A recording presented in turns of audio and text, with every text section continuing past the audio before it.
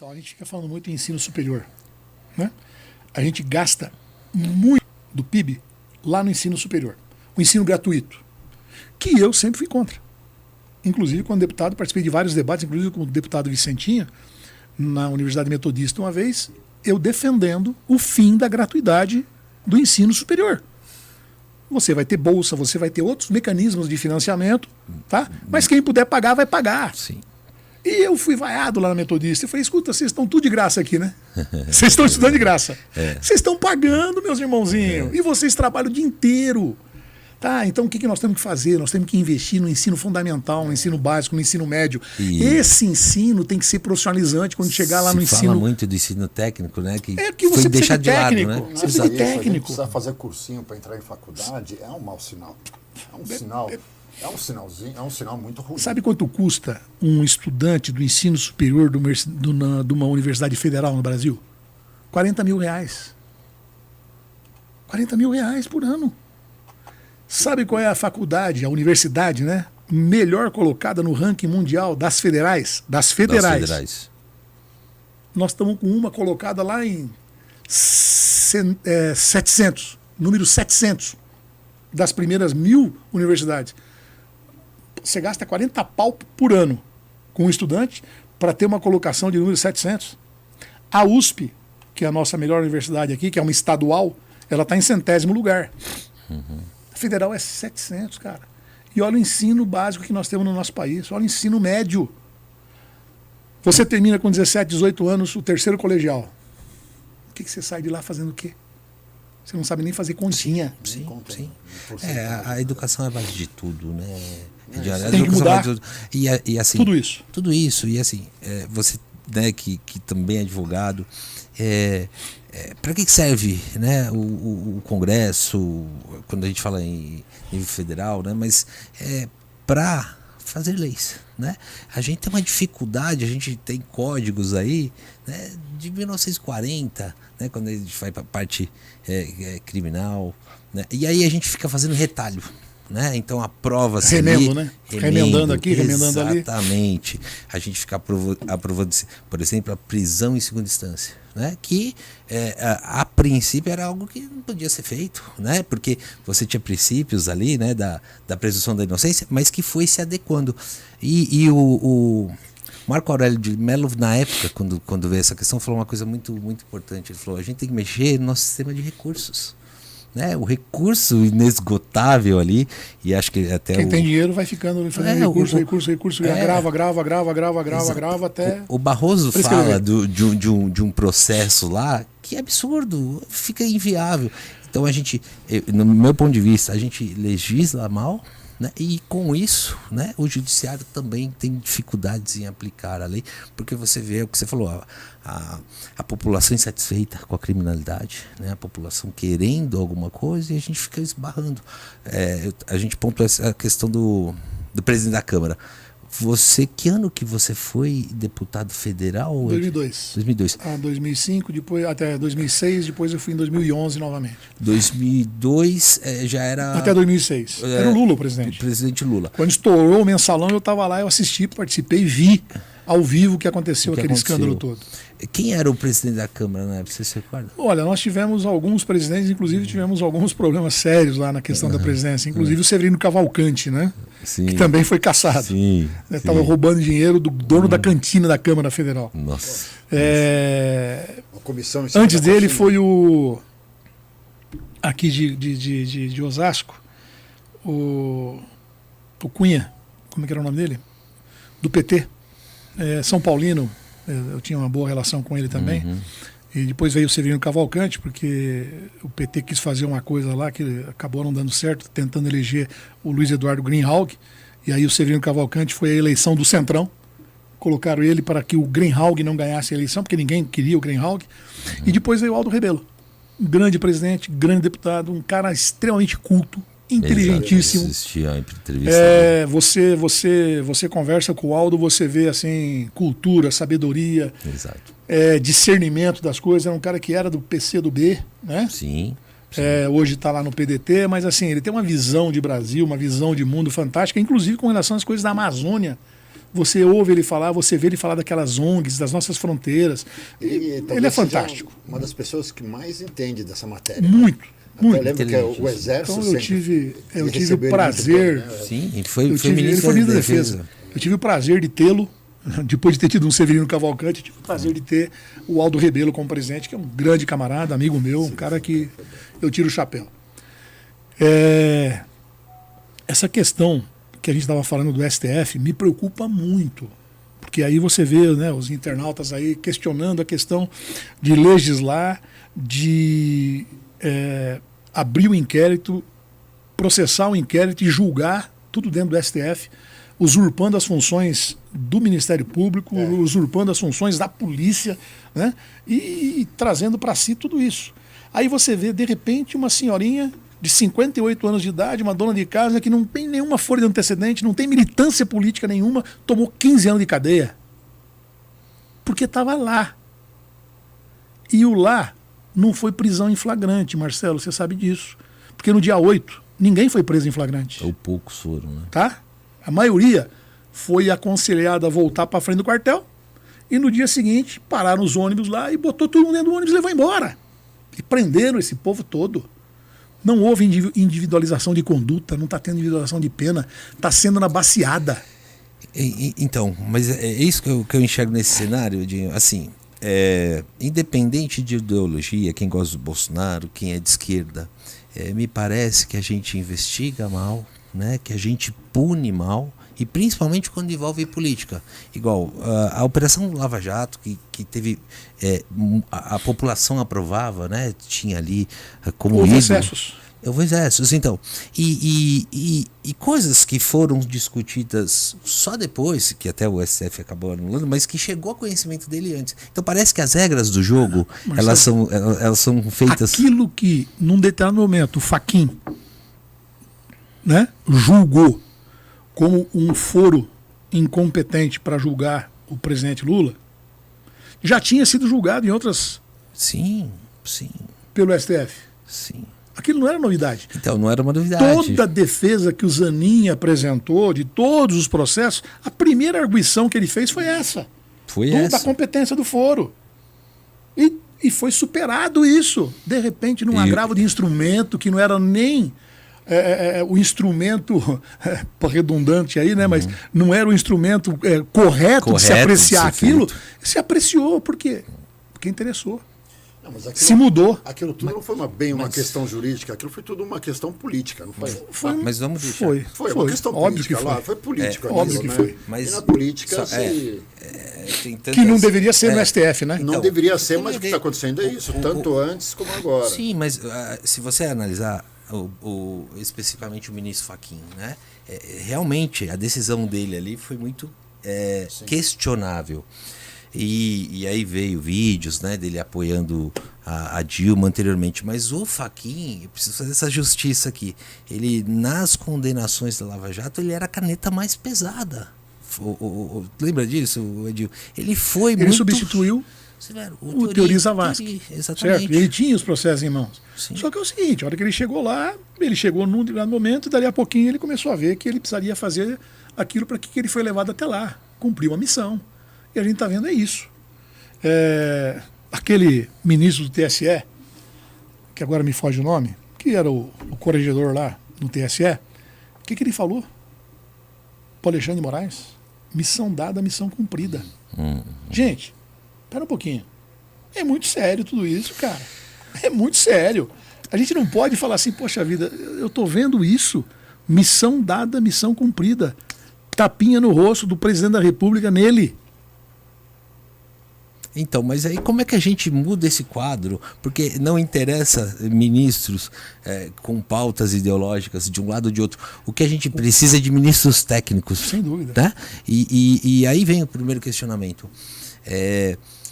Será que a composição, né, como existe em primeira instância aqui, né, para um juiz e para desembargador, essa não deveria ser decisões do próprio judiciário, dos seus membros ali, uma composição técnica por merecimento? Deveria ser assim. Eu acho que poderia até haver assim eu diria assim, um modelo híbrido na escolha, né, desses juízes da Suprema Corte, Sim. mas tendo peso. Chegando às mãos de quem vai decidir em última instância, que seria o Senado. O presidente indica, mas o Senado é que aprova ou não, e nunca deixou de aprovar. Uma lista, entendeu? E aí, mas é muito complexo isso, acho que não vai acontecer. Estão tentando agora colocar um contraponto ao STF, né, a Câmara, o próprio Senado, colocando lá limite no mandato, que eu não sei se é isso que é a solução. Exato. Não sei se é isso que é a solução. Parece que não. Mas estão lá também criando pautas para criar problema para o STF também, está se posicionando de uma maneira. Sim. Ou seja, está havendo um recrudescimento porque os caras começaram a ver, pera um pouquinho, nós votamos marco temporal, olha o que vocês estão fazendo. Só que eles mexeram com uma bancada que tem 340 muito forte a bancada. Congressistas, e traz que é a bancada do agro. E a gente traz segurança jurídica de todo esse óbvio, cenário, né? Decide uma coisa. Até o Barroso veio com o discurso agora na posse, né? De trazer, não, o legislativo tem o seu poder, né? Tem a sua força, tem os seus limites. Mas automaticamente, se alguma lei foi questionada, vai parar no STF. Ele fala isso, mas dá um prazo para o legislativo se manifestar a respeito. Sim. É esse conflito que a gente Deu 6 meses para se manifestar. Não existe isso, até porque muitas vezes, a democracia tem isso. A não manifestação é uma manifestação. Sim. Se eu não tomei decisão... É um direito. Eu não tomei decisão, não quis decidir sobre isso. Tá? Existem consequências, se tiver. Existem pautas, né, que têm que ser regulamentadas, que são pautas que vêm desde a Constituição, que também é uma aberração essa nossa Constituição. É um compilado de direitos lá que você tem que regulamentar e muitos não foram regulamentados, né? Exato. E que você teria que ter uma legislação ordinária que pudesse estar contemplando essas questões. E que não tem. Mas o STF não tem que legislar. E ele tem feito isso.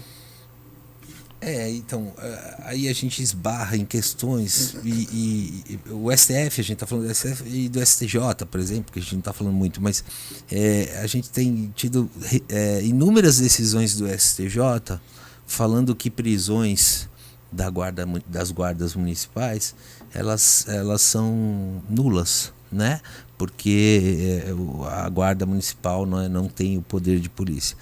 A gente tem estruturas na cidade, tem cidades que têm estrutura de guarda municipal muito melhor até do que a polícia militar São consegue Bernardo atender. é um exemplo, nós temos aqui uma GCM muito atuante. Bastante estruturada. Exato, e aí você gera essa insegurança jurídica, porque é feito todo um processo legítimo.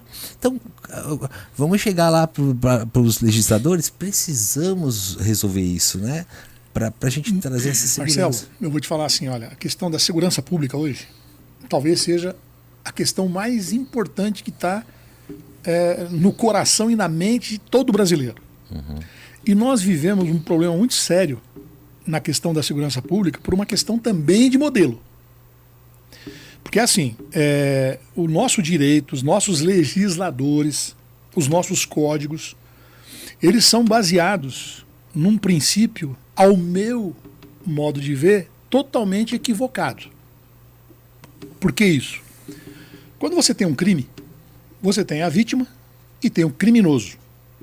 E quem é que interfere nessa relação? É o Estado. O Estado, na maioria das vezes. Mas então você tem uma vítima, você tem um criminoso e você tem um Estado que, de repente, acha que o criminoso é vítima da sociedade. E aí, se ele é vítima da sociedade, ele é vítima do Estado. E aquele que é vítima só do criminoso é vítima do criminoso. Beleléu. E aí a gente tem uma legislação leniente, né? Uma lei de execuções penais leniente, absurda. Você pega 40 anos, você não fica 8. Sim. Sim. O crime compensa no Brasil. Uma quadrilha foi desbaratada aí no começo do ano, final do ano passado, que estava assaltando no aeroporto de Cumbica. E eles eram, se eu não me engano, bolivianos ou peruanos. Não sei se você viu isso. E os caras foram perguntar lá, escuta, mas por que vocês vêm assaltar aqui? Ele falou, porque aqui eu não sou preso.